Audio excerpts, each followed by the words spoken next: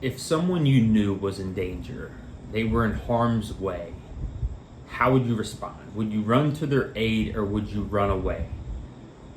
I know what my response would be if a friend that I cared for was in danger and they needed my help. I would have their back, as we would say. And I know that if I was in Jesus' presence when he's telling his disciples that they would all fall away from him, I would respond just like the disciples did, especially Peter. He was emphatic about, no way will I fall away from you. I'll be there with you till the end, that I will die with you.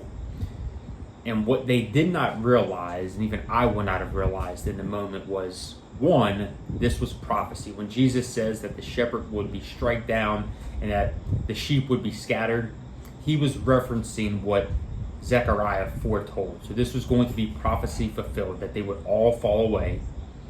All of the shepherd sheep would be scattered. And I think Jesus was saying this, one, to let them know that it was okay. This was going to happen. They were not prepared to go to the cross with Jesus. Mentally, physically, spiritually, they weren't prepared for what Jesus was about to experience. They were not prepared to experience that for themselves, but they eventually would be. They eventually would have the courage to have Jesus's back, to die for their faith. Every single one of them, even the one, I believe it's John, who wasn't a martyr, but they tried to kill him. Every last one of them died for their faith. And so many others died for their faith, knowing that Jesus was who he said that he was. And so I don't know about you, but for me, that strengthens my faith all the more. I mean, that's a big reason Christianity is still around today, because people were willing to put their life on the line for what Jesus said and what Jesus exemplified. I mean, these people lived amongst them. First-hand experiences.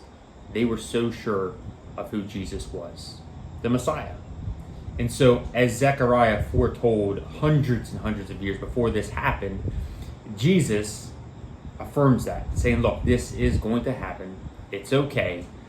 One day, you will be prepared for dying for your faith, to go into your own cross. And they would be. Most of them were nailed to a cross. I believe it was actually Peter who was crucified upside down because he wasn't worthy to accept the same punishment, the same crucifixion that Jesus did, that he wanted it upside down. It's pretty wild when you really think about it, but very encouraging to know that they were that sure, so we can be that sure that Jesus is the Son of God, and that when we put our hope and faith in him, we will have, when we leave this crazy place, we will have peace, joy, contentment, and so much more for eternity in a place far beyond our imagination.